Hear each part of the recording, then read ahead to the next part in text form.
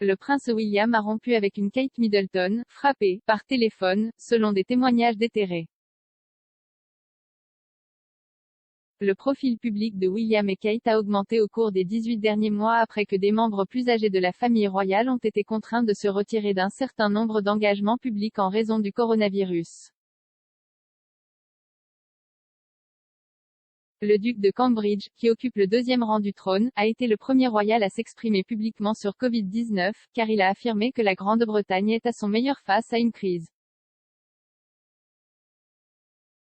Le couple, qui a commencé à se fréquenter alors qu'il étudiait à l'université de St Andrews, fait partie des membres les plus populaires de la famille royale et est jugé crucial pour garantir que la monarchie reste pertinente pour une jeune génération.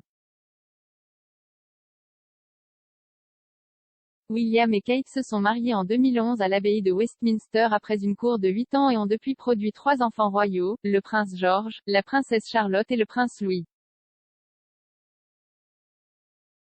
Cependant, ils se sont brièvement séparés pendant quelques mois en 2007, avec des récits déterrés suggérant que William a choisi de rompre avec sa future épouse en détresse par téléphone. Le couple aurait établi que leur relation était sur les rochers lors d'une rencontre face-à-face dramatique à Pâques 2007, avant que William n'ait prétendument appelé pour mettre fin à la relation pendant que Kate était au travail. Un ancien collègue de Kate a déclaré au Mirror, vers le milieu de la journée, elle arpentait le parking devant le bureau sur son portable. Quelques personnes l'ont remarqué parce que c'est une chose assez inhabituelle à faire. Elle était délibérément sortie pour prendre l'appel parce qu'elle ne voulait pas être entendue.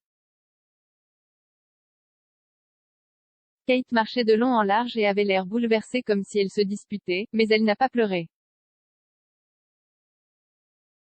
Le bruit a couru que c'était William et qu'il avait des problèmes, maintenant c'est clair de quoi il s'agissait.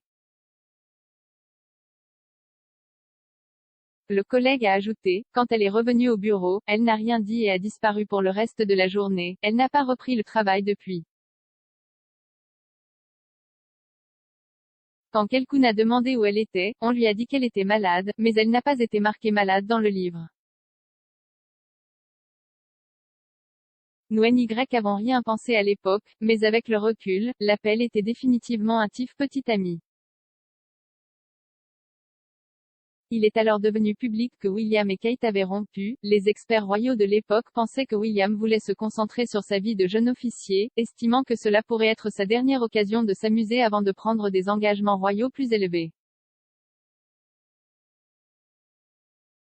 Bien sûr, le couple a rapidement rafistolé les choses et s'est finalement marié lors d'une cérémonie regardée par un public mondial de 162 millions de téléspectateurs et est devenu une figure immensément stable de la famille royale au cours d'une année qui a vu la mort du prince Philippe.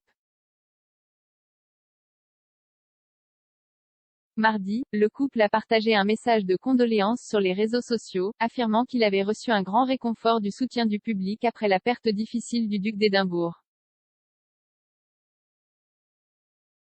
Le message publié sur Instagram a déclaré « Leurs Altesses royales ont été incroyablement émus par les nombreux messages réfléchis qu'ils ont reçus ces dernières semaines.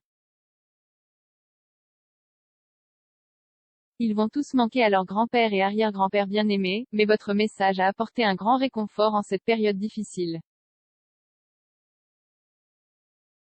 L'année a également vu la tension présumée du prince Harry et de Meghan Markle avec la famille enflammée par une interview explosive de 2 heures sur CBS avec Oprah Winfrey. Le couple a parlé du racisme présumé subi au Royaume-Uni par Meghan et le fils du couple, Archie, et a affirmé qu'il s'était senti « traqué » par les médias. Une biographie non autorisée, Finding Freedom, a affirmé que le duc et la duchesse de Sussex pensaient que la famille royale n'avait pas tenu compte des préoccupations soulevées lors de l'interview.